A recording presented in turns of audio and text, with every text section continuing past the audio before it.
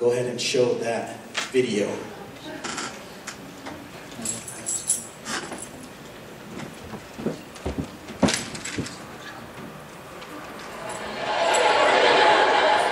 Gee, Kramer, I don't know what to say. Say yes. Yes, George. Yes. Yes? Yes. Should I give you my keys? Is that the transaction, trading keys? Because Elaine has my keys. Well, you can get them back. I suppose I could. Because you see, George, having the keys to Jerry's apartment, that kept me in a fantasy world. Every time I went over to his house, it was like I was on vacation. Better food, better view, better TV. Cleaner, oh, much cleaner. That became my reality. I ignored the squalor in my own life because I'm looking at life, you see, through Jerry's eyes. It's living in twilight, George. Living in the shadows, living in the darkness. Like you. Me? Oh, yeah. I can barely see you, George. All right, stop it, Kramer. You're freaking me out. Hi. Are you ready to order? Yeah, what's No, the not use? yet, not yet. Yeah.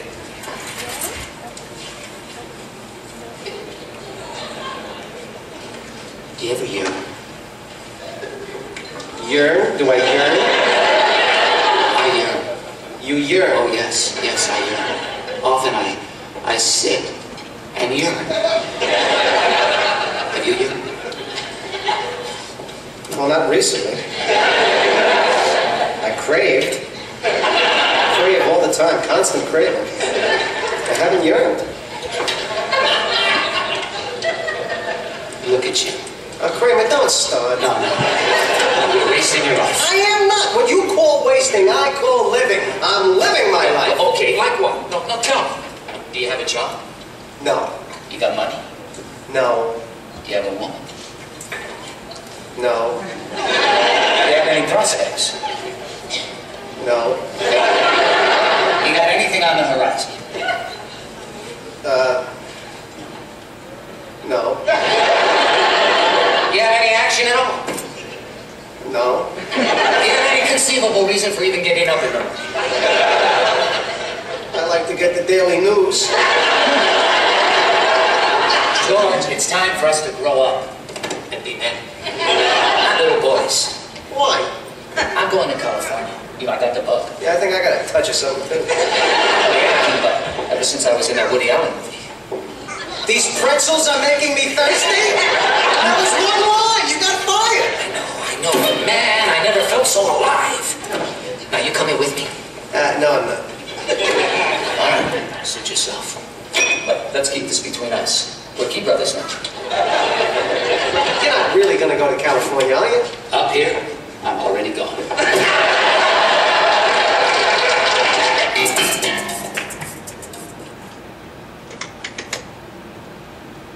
All right, man. Up here, I'm already gone. Already gone. I brought a lunch today because this is a long one. So I got my lunch box here. Just in case I get a little hungry. Everybody good? Yeah. Good, good. I'm good as well. Turn with me to 2 Timothy chapter 4. Oh, kids, you guys can take off, man. All right. 2 Timothy chapter 4. I've been trying to get a new perspective on an calling on my life, right? A new perspective on the vision that God has given to me. And I think as a whole, as a church, as Ignite, we need to kind of just reassess and get back in line with the vision that God has given for our lives. Amen? So here in 2 Timothy chapter 4, we have the Apostle Paul speaking to his protege, man, his mini-me, as the guy that he passes the torch on to, Timothy. He's talking to him. Let's read verses 1 through 4.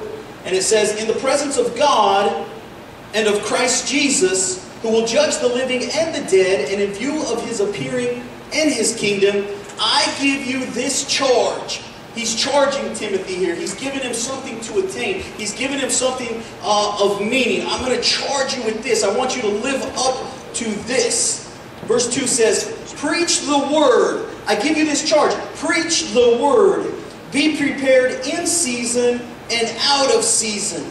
Correct, rebuke, and encourage with great patience and careful instruction. All right? He's telling Timothy here, look, bro, be prepared at all times, in season and out of season. So how many know we go through seasons in our life, right? We have all kinds of different seasons. I think the most apparent season that we go through in our life is the season of maybe happiness and joy, and the season of discouragement and despair. We kind of fluctuate between those two constantly, right? But Paul's telling Timothy, look, I'm going to give you this charge. This is what I want you to do. I want you to be prepared no matter what is going on. I want you to be prepared for what God has called you to do in life, no matter what.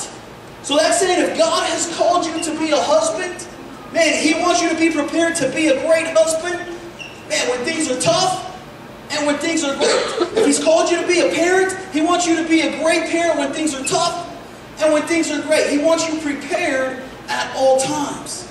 Right? If He's called you to lead a corporation, if He's called you to be an employee, if He's called you to go out and work with the homeless, if He's called you to work with different types of people, if He's called you just to have a smile on your face, whatever that calling is, whatever that vision is that God has given to you, Paul is charging Timothy here, saying, look, bro, be prepared no matter what's going on. No matter what. So renewing our vision. Renewing our vision. Now, I got an example here of a few different things, okay? So, how many Coke fans do we have? Woo! Coca-Cola, Coca-Cola, yeah. Okay, well, bear with me, Coke fans, because I'm a Diet Coke fan. All right? Man, that sure is hot out there. Oh, jeez, that's refreshing and cold. It's hot playing music, you know? It's a little hot. Okay, excuse me, sorry. So, I'm a Diet Coke fan. I'm not so much a water fan. It's okay. It's all right. But we have water. And we have Coke. Pastor's going crazy, huh? What the heck's he talking about? When I see an advertisement for Coca-Cola, I'll be sitting down watching TV, man. Some handsome young fellow with a beautiful lady cracks open the can.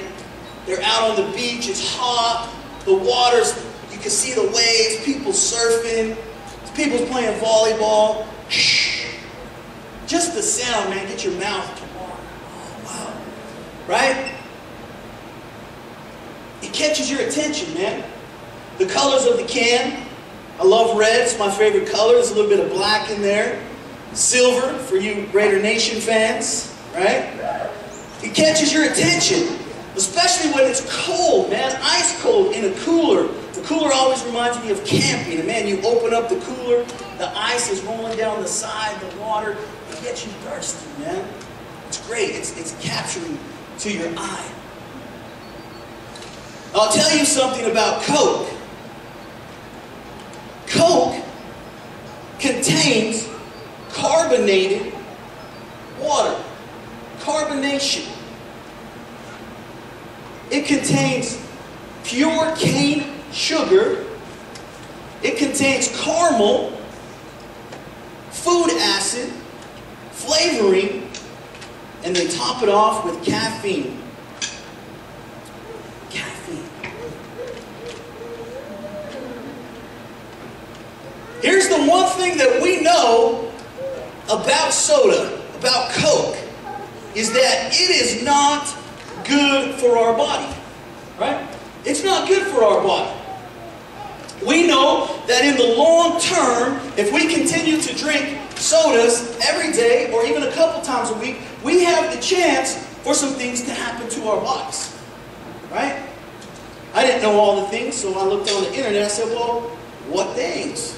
What things could possibly happen to me for drinking Coke? Here's a few things. Number one, you have the increased risk of osteoporosis. Soda increases your risk of osteoporosis. It says this disease is a serious condition that can result in tremendous pain. Ouch! With fractures caused by thinning of the bones. What? It also said passing soda may be harder than you think. Passing soda. Drinking soda, it might cause you constipation. I don't know, it didn't say that. But it does cause you to have kidney stones. If you're an at-risk person, soda is going to increase your odds of having a kidney stone. If you've never had a kidney stone, trust me, you don't want a kidney stone. I've had 2 kidney stones in my life and hurt. So soda increases osteoporosis, gives you a chance of having kidney stones. Number 3, sodaholics are on the rise.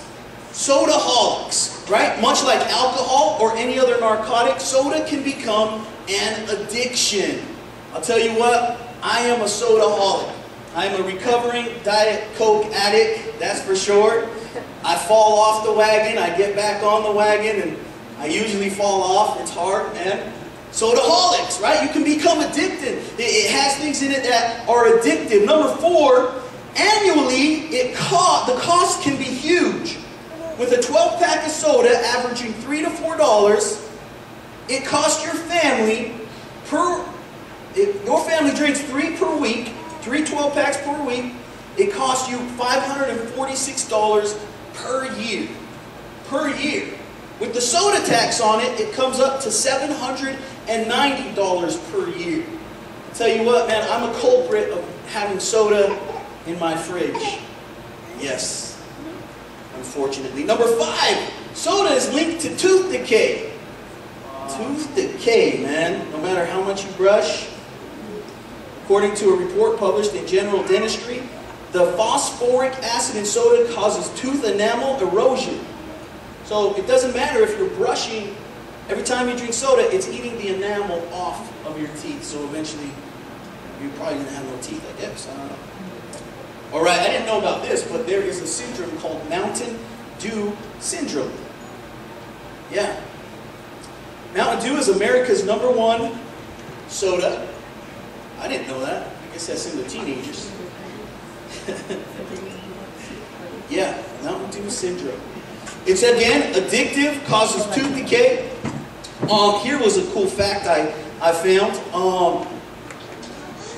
It's used in Central Appalachia, to the really poor people. It's used as a self-medicating antidepressant. Because depressed people drink Mountain Dew. Makes me happy when I drink that Coke. And what's not on the label? As if soda didn't have enough problems with what's in the can, a disturbing study was done on the soda served from fountains in fast food places and self-serve area.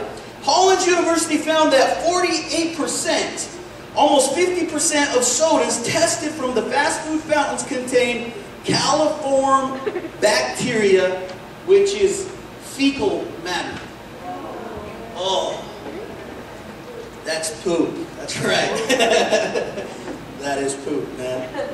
Okay, so those are the statistics on this amazingly tasteful Diet Cola. On the other hand, we have water here, right? Water contains 2 hydrogen atoms to every oxygen atom. A virtual trinity of atoms. All life is dependent on water, whether you know it or not. Whether you know it or not. That was amazing to me. I was like, what? And I said, well, since we checked the soda, let's check the water. Let's see what water does for you, right? Number 1, water helps you to lose weight. I thought it was Diet Coke, man. But it's water. It says drinking water helps you lose weight because it flushes down byproducts and fat breakdown. Drinking water reduces hunger. So it's actually flushing the fat out of your system. Wow. Number 2, water is a natural remedy for headaches. You know, my wife's been telling me that since we got married. I got a headache. She's like, drink some water. I'm like, what? That don't make any sense, but it's true. Helps to relieve headaches and back pains due to dehydration. Although many reasons contribute to headache and dehydration, lack of water, dehydration is the most common one. Number 3, look younger with healthier skin. Man, water helps you to look younger, have more healthier skin. Number 4, better productivity at work. Man, if you're on the verge of getting fired, you better drink some water, man. Drink some water at work. Better productivity. It says your brain is mostly made up of water. Thus, drinking water helps you think better, helps you to be more alert and more concentrated, right? I think my brain has been mostly made up of soda, unfortunately. But I can change. That's the good thing. Number 5, better exercise. Drinking water regulates your body temperature. Right, man, you get on the treadmill, you're at the gym, and you're just pouring sweat, man. It's dripping off you. You feel like people are looking at you, staring at you, right? It's because you don't drink enough water. That's why. Number 6, helps in digestion and constipation. Man, if you're having troubles in the restroom area, water is going to help you. Number 7, less cramps and sprains. Proper hydration helps your joints and muscles lubricate, so you'll lessly like to get cramps and sprains. Yeah, that's awesome. And number 8, I got 11. We'll start with number 8. Less likely to get sick and feel healthy. Man, those of you that get sick a lot, or maybe you just feel like that, drink more water. The last 3 are relieves fatigue, put you in a good mood. Husbands and wives, it puts you in a good mood. And it reduces the risk of cancer. Water. All in water. Right? So I'll tell you what, we have a choice, right? I have a choice. Sitting right before me, I have a choice. I have a choice.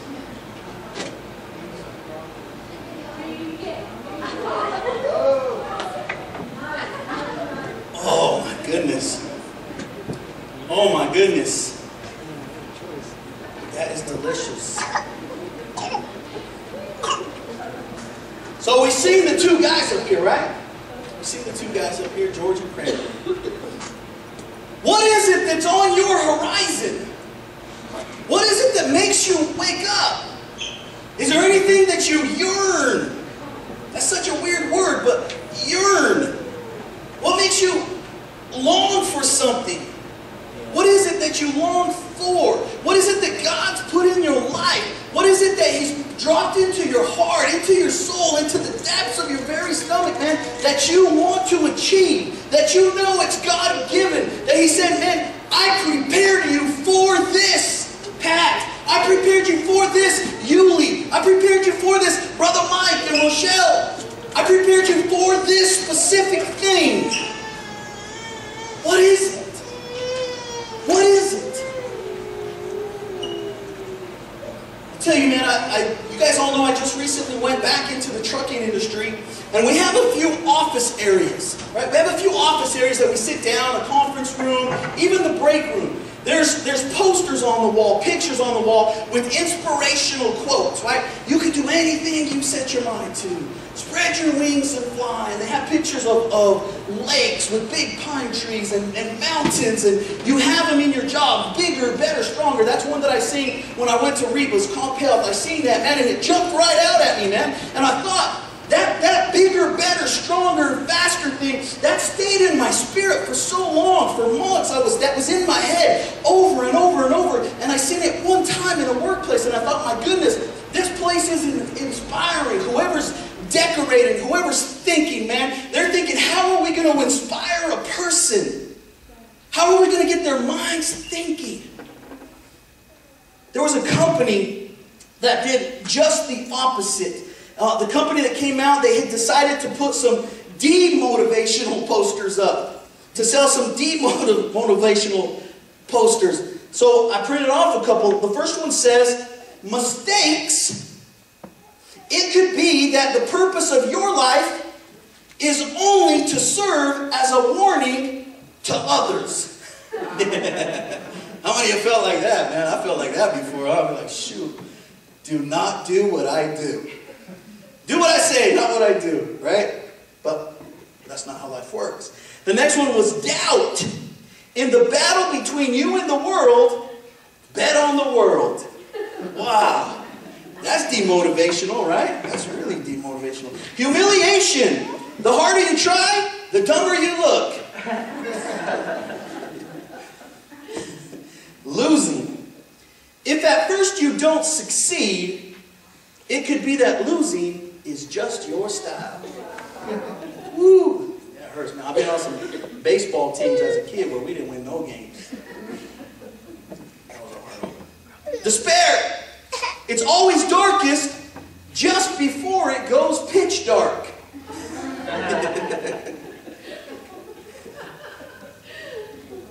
We all laugh at those because we can relate. Here's the thing about life, right?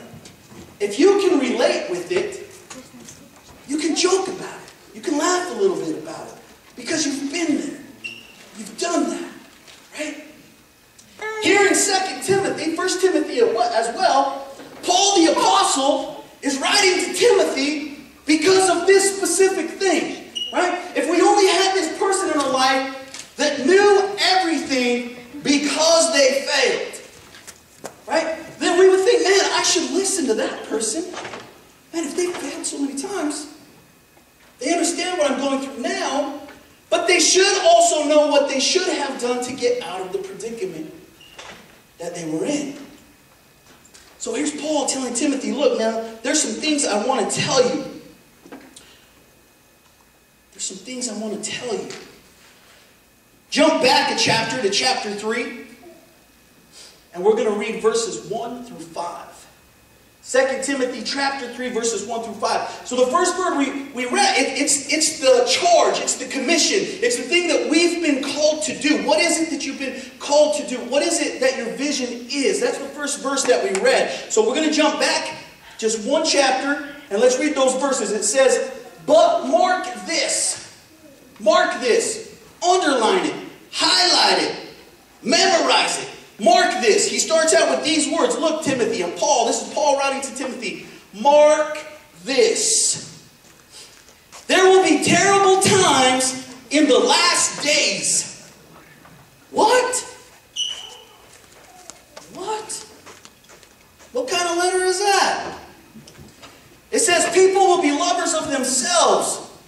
People will be lover of money.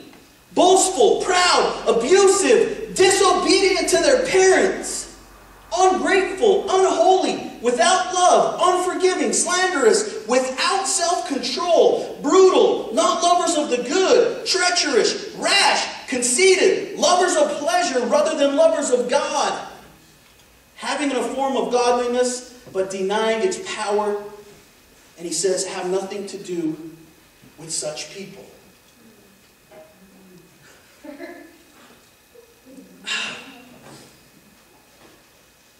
Mark this.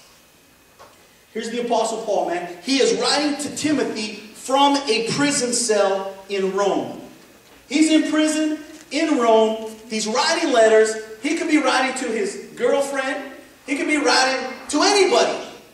But he chooses to speak into the life of Timothy because he believes, Paul believes on the calling that God has put on his life. He believes so much in the calling to preach the gospel, to tell people about Christ, to be a witness, to be Christ-like, to be humble. He believes in this so much that the letter he decides to write from prison in Rome is to his good buddy Timothy.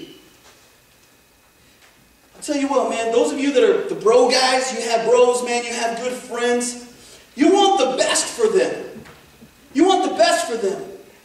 But I don't know if you were sitting in prison, if you'd be writing letters to your bros. Might be writing letters to some girls. Right?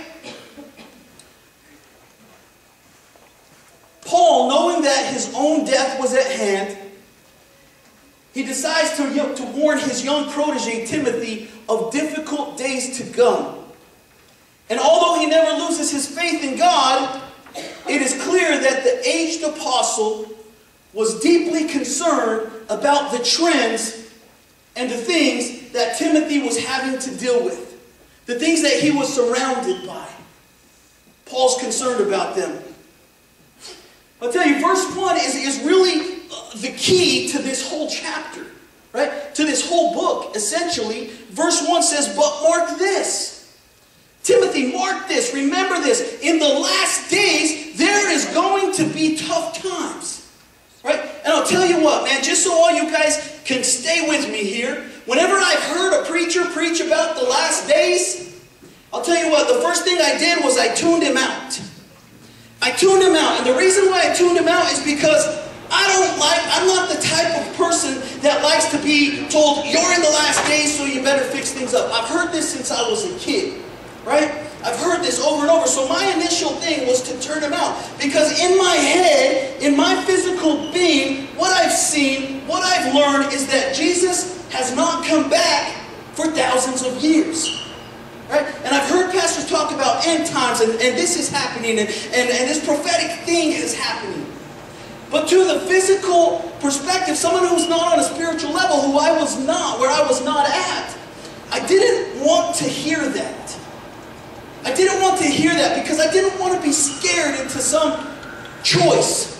I didn't want to be manipulated into some choice. I wanted to be loved. I wanted to be accepted. I wanted to be drawn in. It's so much better, man, when somebody is your friend because they really, truly care about you. It's a drawing effect instead of a condemning effect. Right? And that's, I would turn it out, but don't tune out on me here today. When I hear that, and I've talked to my wife about this so many times, I'm like, what does the end times mean? What does end times mean? I've heard this, matter of fact, I've heard this so vaguely and widely used. The end times is coming. The end times is here. You better be careful. You better get your life right. And I've heard this, right? And at first I would be like, man, yeah, I better do that. Oh my gosh, man, I don't want to go to hell. I better do that. But I would find out, man, well, things really haven't changed. So I thought, is there different meanings to the end times? Is any religious people in the crowd bear with me? Bear with me.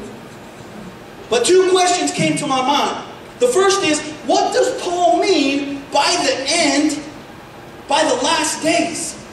He says, Timothy, look, mark this down. In the last days, they're going to be rough. They're going to be tough, man. They're going to be hard, extremely hard in the last days. But what I figured out in prayer, in petition to God, in reading the Word, in researching, this is what I've come to find out, that last days could possibly have three different meanings. It can apply to the entire period between the first and the second coming of Jesus Christ. Right? That's exactly what I was talking about. And it can apply to this. From the time that Jesus left this earth to the time that He comes, we'd be living in the last days.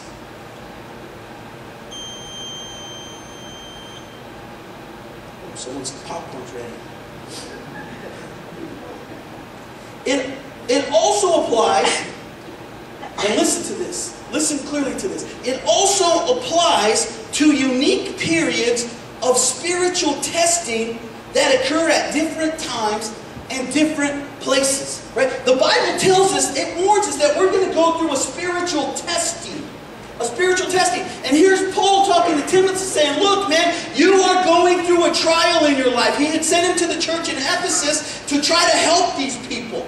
He gave him something to do. He sent him into something that was going to be hard. He sent him into something that was God-given, that he believed that Timothy was called to this place. So he sends him here. So when he's addressing Timothy here, I believe that he's telling him, Timothy, look, in this spiritual trial, in the end times of it, it's going to be hard. It's going to be tough. It's going to be hard to get through. And that applied to me so deeply just in things in my life. Right? I'm going through some times in my life, some seasons of my life that are challenging, that are hard. That when I started them, they weren't so hard. I was on fire, man. I was ready to knock on every door in Rose Park. I was ready to talk to every person that I could and tell them about Jesus and tell them about Ignite and tell them the new thing that we were doing. I was ready to go everywhere and do everything. I was ready to lose out on sleep, man. I was dreaming. I was dreaming at night, having dreams about this vision that God had given me, this calling that God had given me. And I got to a point where I said, oh my gosh, this is too much. This is too much. Here I am 2 years later and I'm worn out. My goodness, I need a drink. I'm tired. I'm hurting, God. Do you realize, God, that there's more people that take than give? Did you realize that? What a stupid question to ask God, right? He's like, son, I already been there and done that. Read 2 Timothy.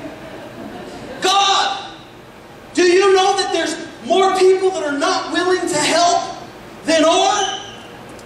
Yeah, I know that too, son. Read a little further. Chapter 4.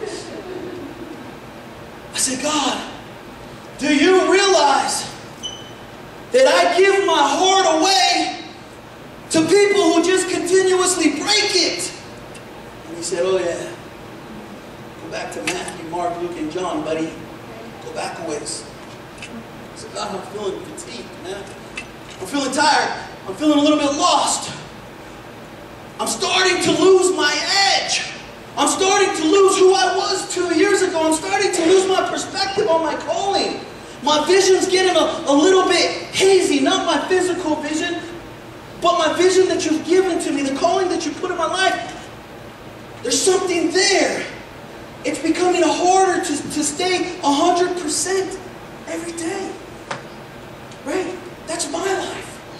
But in anyone's life, it's hard.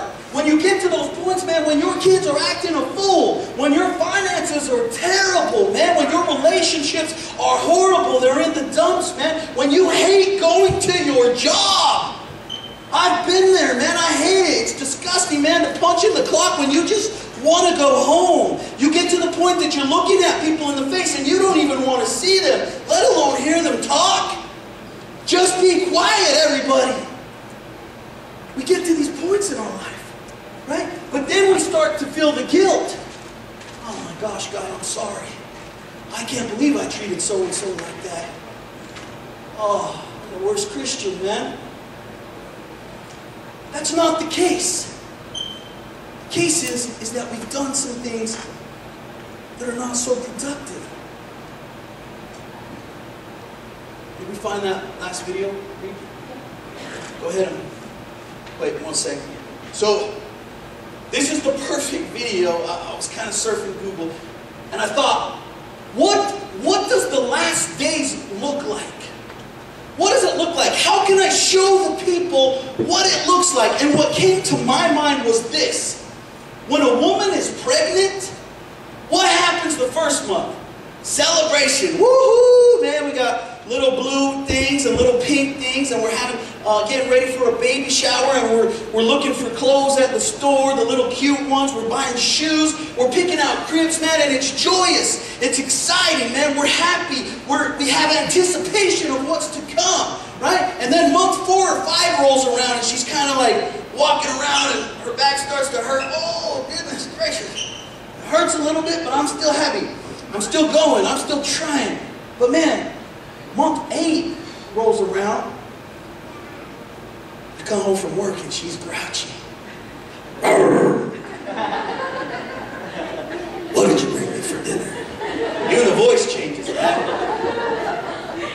And the last month, number 9, man, you better watch out. Get some life insurance for yourself.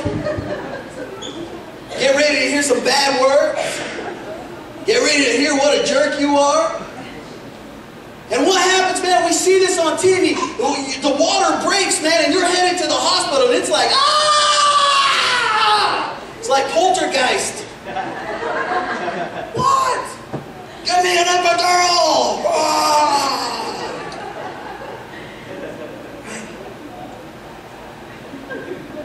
Show that video. Women, childbirth is the worst kind of pain there is. And did you know, according to women, that us men can't handle any of it? Well, did you know that according to men, women exaggerate everything? Everything. That's why we decided to make an appointment with Dr. Julie Masters. Hi, how are you? I'm Dr. Julie Masters. Hi, I'm Dan. Nice to meet you. Are you guys ready for this experience? What we're going to do today is we're going to put some electrode simulations on your abdomen, which are going to give you some contractions, so we can kind of simulate contractions to show what your wife went through during labor. That sounds fun. Well, we're going to hook you up right now. All right. Go ahead, lay back. Okay. What we're doing right now is we're just hooking up the contraction monitor. This reminds me of those commercials where they're like, Nice and tight. Got it? I'm gonna have a six-pack after this. You're basically going to electrocute us for an hour? Yes. Good. In a very small way. Just right here in your abdomen. Hi, ladies. Hi. Here are your wives. Hey, guys. I'm just going to give you guys a couple little contractions so you can see what it feels like. How are you feeling that? Are you feeling it in your upper abdomen? Yeah, I'm feeling it right there. Right now we're going to be starting to simulate a little bit like early labor. Should be, maybe like a 2 or 3 out of 10 in the game. That was early labor. I got to remember my breathing. Well, that's different. Talk to me right now. You're almost getting to like the active stage of labor where it's really getting good. Right. Here we go. There we go. Awesome. Starting to come down now. You guys are doing awesome. Increasing the intensity. Come down a little bit. That would be at least, I'm hoping it's a 7. It's a 7. You know you're at 4. Feels like someone's taking a sawzall and just carving up my abdomen. Stop smiling!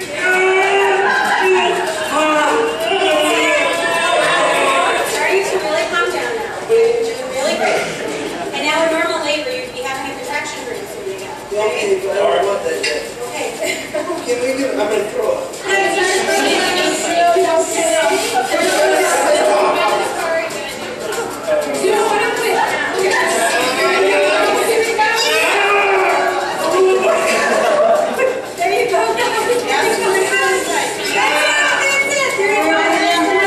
That is not good.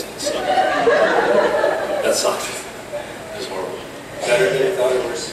A lot worse. A lot worse. I'm telling you right now, I felt like I was having a baby. Mom, if anything that I just experienced is anywhere close to what I did to you all those years ago, I'm sorry, you're like a superhero. You're one tough mama. Happy Mother's Day. Awesome, right? So a pregnant woman, not man, but woman, knows when she's about to give birth by the frequency of the pain, by the frequency of the labor pain. When things start to get hard, when things start to get tough, she knows, man, okay, here we go, we're about to give birth. In the same way, the various things that Paul lists in the first few verses of 2 Timothy chapter 3,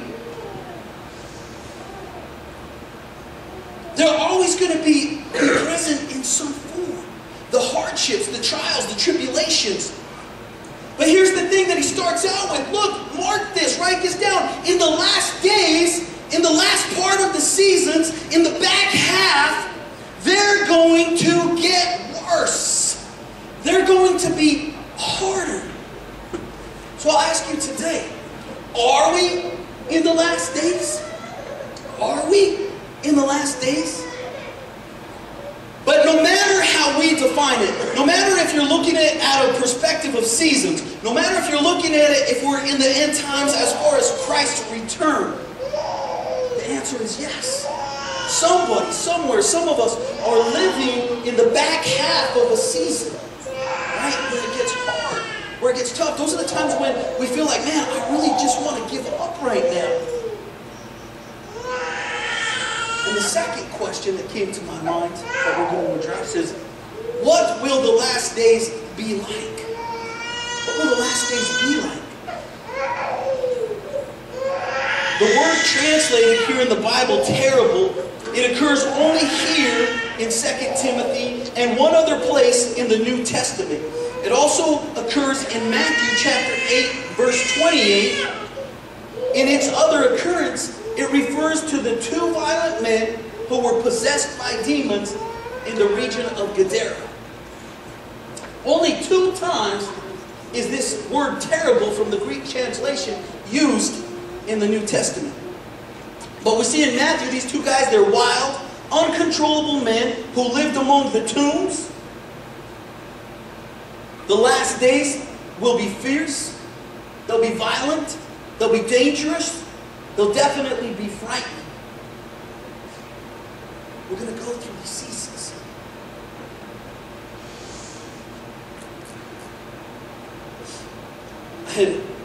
I had read a story about a Little League coach, right? And when he first started out playing baseball, he joined the baseball team, the Little League team, and before the season started, his coach had a little mini barbecue for the kids and was just talking to them. And one question that he asked the kids was this: how many of you would like to be professional baseball players? Every hand on the team went up. I do. I do.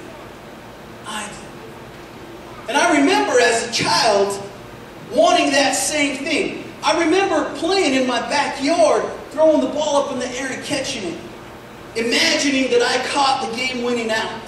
Throwing a ball up and hitting it as far as I could. Imagining in my head that it was the home run hit that won the World Series.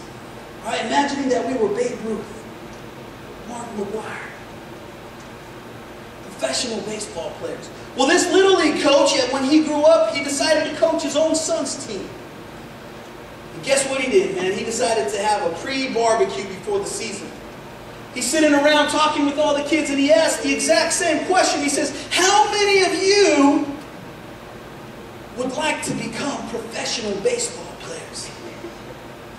And to his surprise, not a single hand went into the air. Not a single hand went into the air. And what he said is, I found out that season that I was dealing with a different perspective from children. Either one of 2 things. We've given them so many options, like we talked about last week, that being a professional baseball player is just like, whatever. I'll play it on the video games. Right? Or the other thing he said was, I could see the morale in the kids, that these kids, they didn't even know how to play outside. They didn't even know how to interact with each other. And the one thing that stood out and was apparent is that they didn't believe in themselves. They didn't believe that they could become anything more than just what they had, what they were.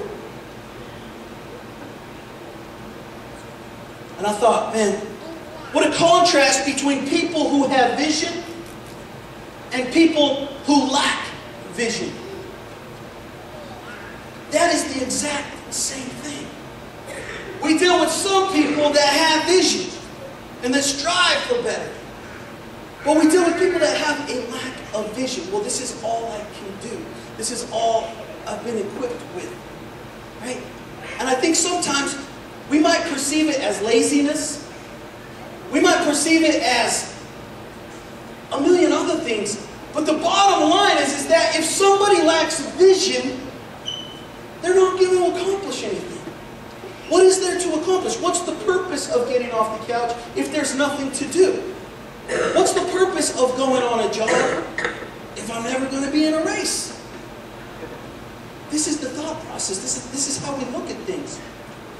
Vision is that elusive thing that dares to dream big dreams about the future. I don't know if any of you have big dreams for the future. There was a time in my life where I didn't even have a dream for the future. I didn't have a dream. But then we go through this. And I'm I think we've established here at Ignite that God has given us a purpose in life. Whether you have a vision or you've got behind the vision of Ignite, there is vision here.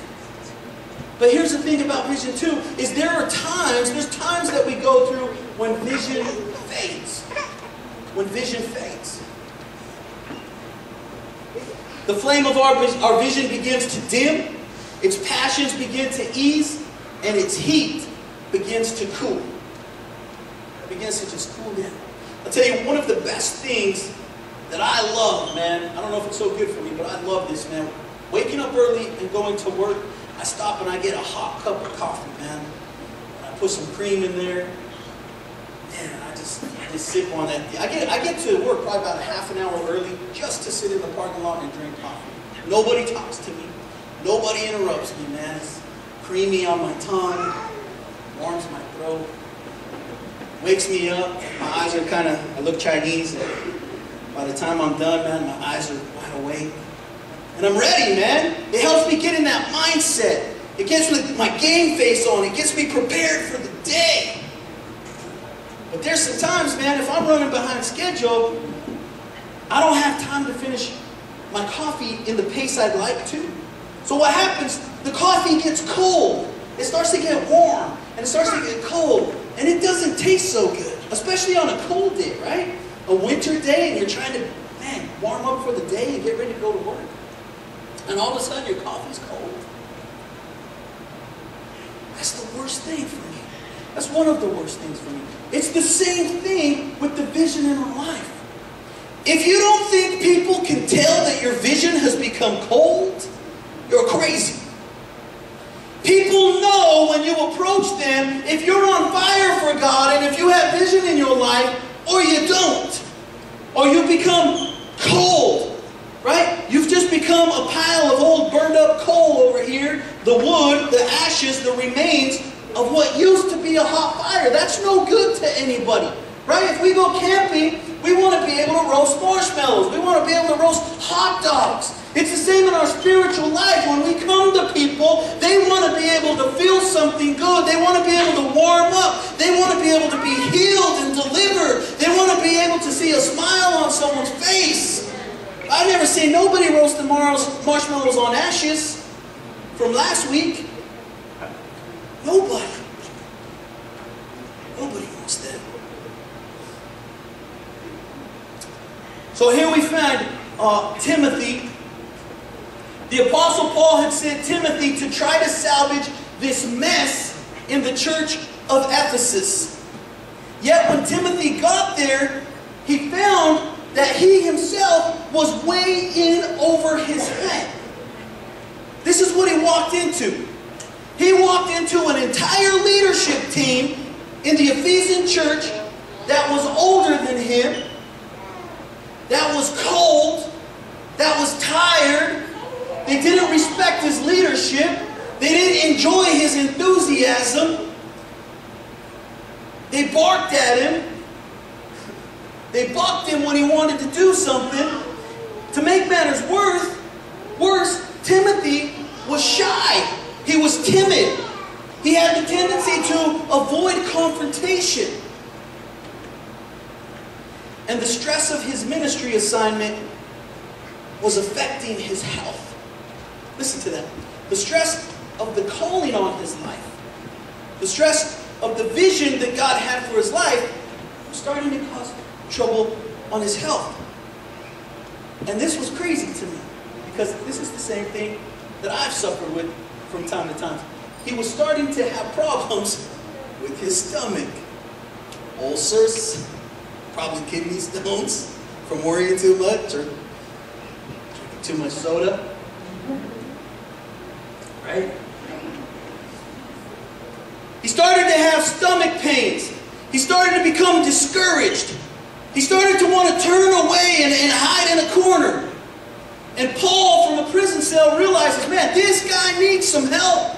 This guy needs some help.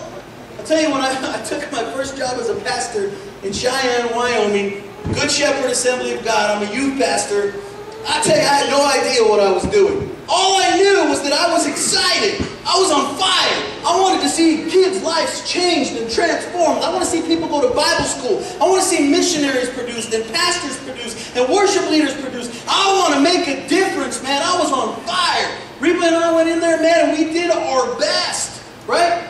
And pretty soon, listening to the complaints of teenage kids, Pastor Pat, can I tell you something? This is what's happening in my life, man. My mom and dad drink every single night, man.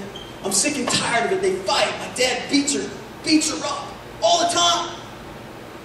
I'm tired of people calling me ugly at school. In fact,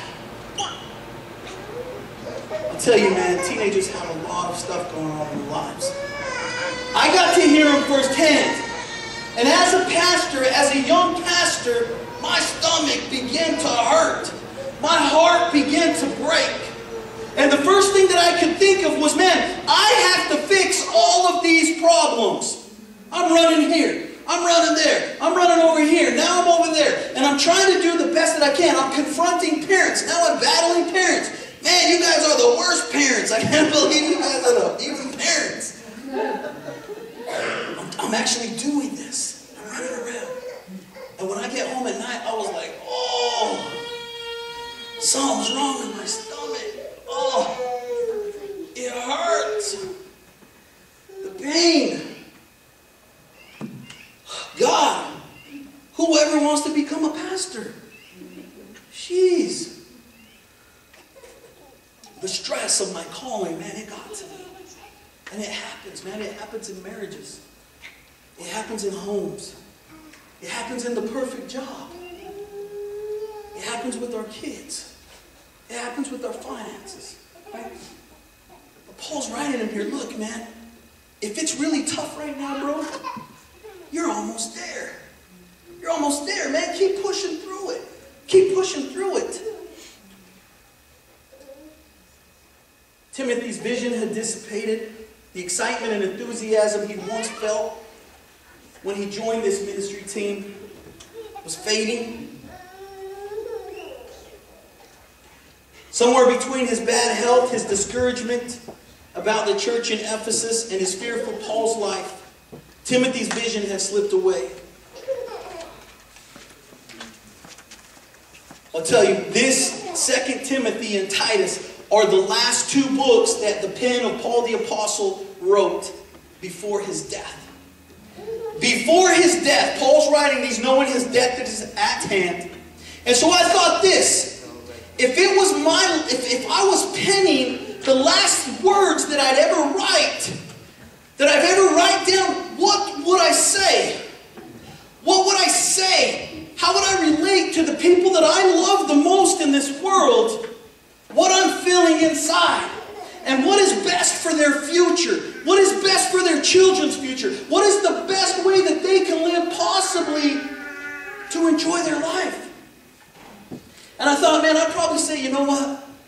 You guys can do absolutely anything that you put your mind to. If you would just decide up here, if you would just make a decision to go full-heartedly, to not let nothing stop you, to attain everything that you want to in life, you can do it. You can accomplish it. You can get it done. Right? And I thought, man, what would I tell my sons?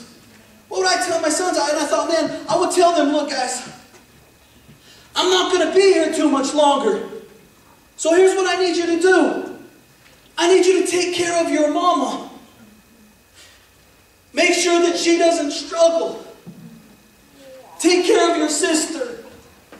Make sure that nobody hurts her. Do your best to be upstanding. Do your best to help other people. Don't get tired. Don't give up. When it's toughest in life, fight harder.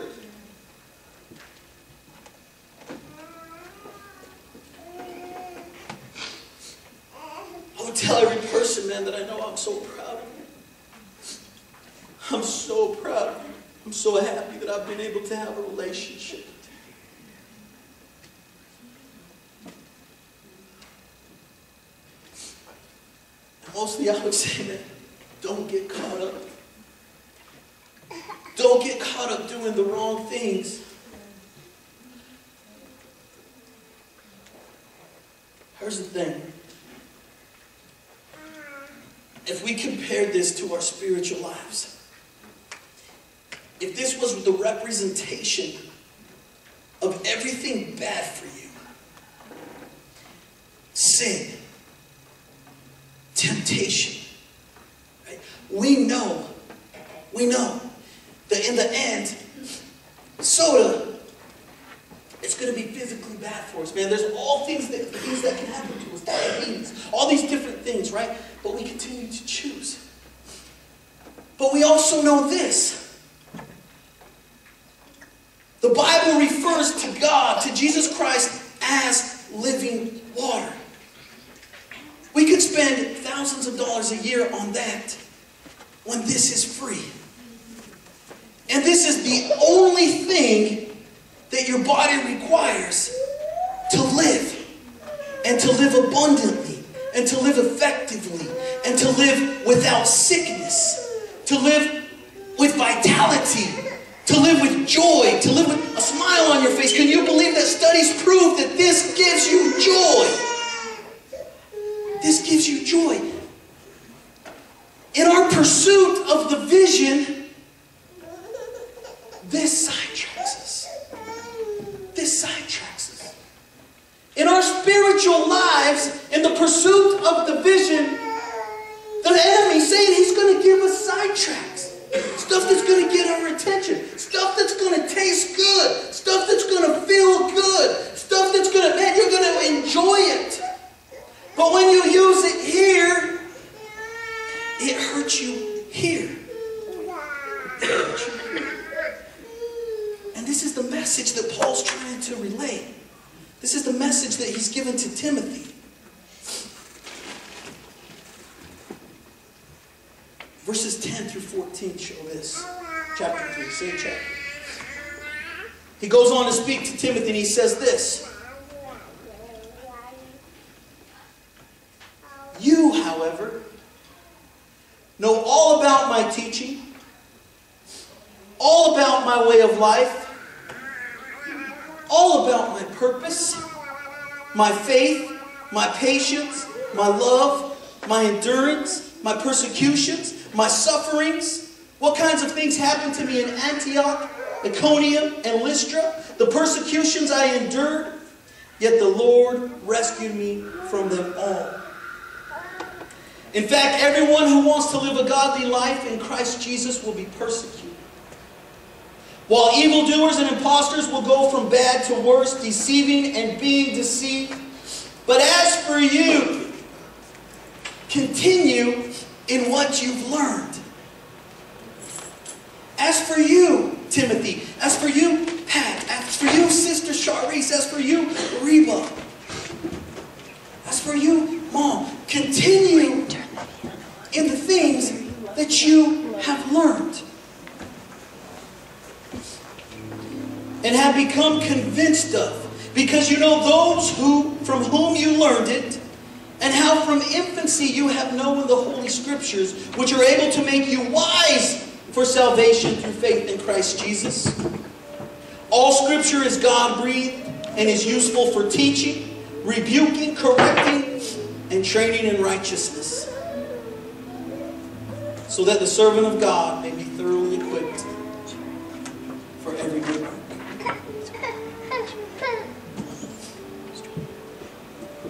Here's the thing.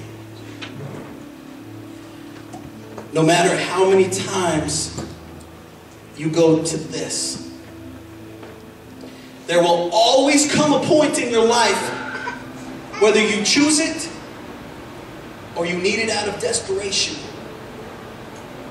you will need this.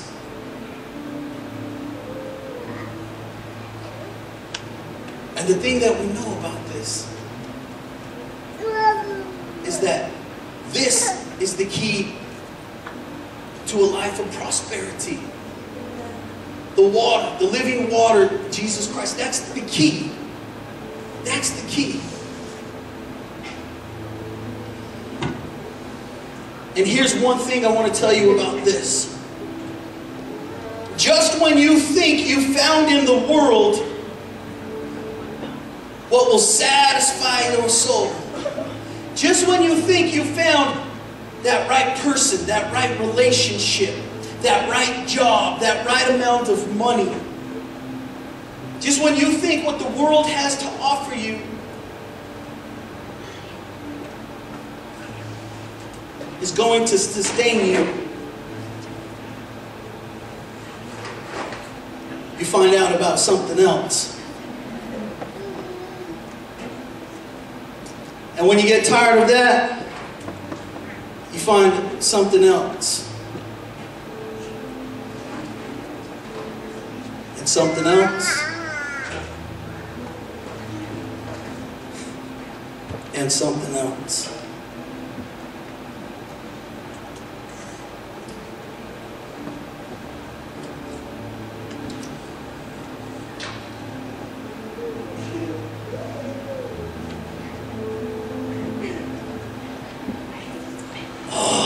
That's good.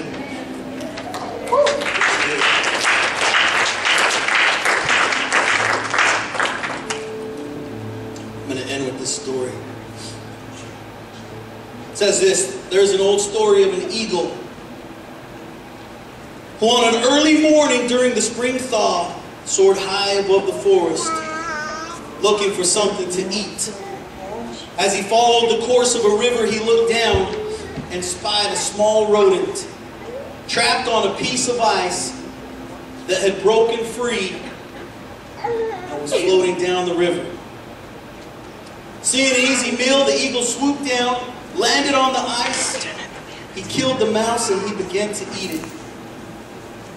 As he continued his meal, he saw that his perch was rapidly approaching a waterfall. He'd seen it coming. But determined to finish eating and thinking he would rise into the air into safety at the last moment, he continued what he was doing. Even though he's seen the danger coming, he's seen the warning, he continued to do what he was doing. As the ice neared the falls, the eagle finished his last bite. Satisfied with his breakfast, he spread his mighty wings and attempted to rise skyward as the chunk of ice tipped over the edge. While enjoying his meal, however, he failed to notice that the warmth of his feet had caused his claws to become embedded in the ice. Try as he might, he could not dislodge them and free himself from what had now become the burden that would carry him to his death. I tell you, man, if you stay in the position that you're at too long, it will carry you to your death. God has given you a vision. God has clearly told you what it is that your purpose is here on life, here on earth. It's time to go back to the vision. It's time to go back. It's time to find that fire again inside of you. Stand with me today.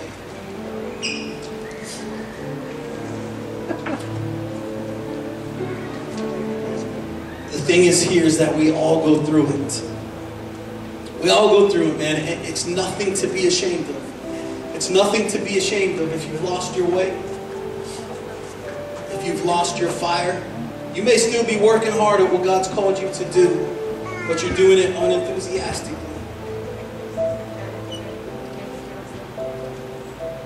Bow your heads with me today. Jesus, we adore you, Father. I thank you, God, for your word. I thank you, Lord, that there are men like Paul, God, and that there's also men like Timothy, Lord. I ask you, Lord, that no matter which is which today, God, no matter who we are today, Father, that you would intercede. God, that you would help us, that you would reignite our vision that you've given to us, God. That you would give us compassion for the lost, for the hurting, for the broken. That you would give us compassion, Lord, and forgiveness for one another, for each other, God, that we would bury the past, that we would let it go. That we would be able to move on with the future, God, of what you have for us.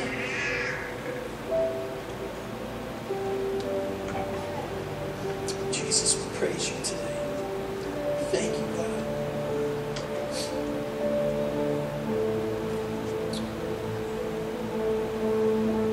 I want you today, where you're standing, just to talk to God in your own words. Just give Him a piece of your time. Let Him speak into your life.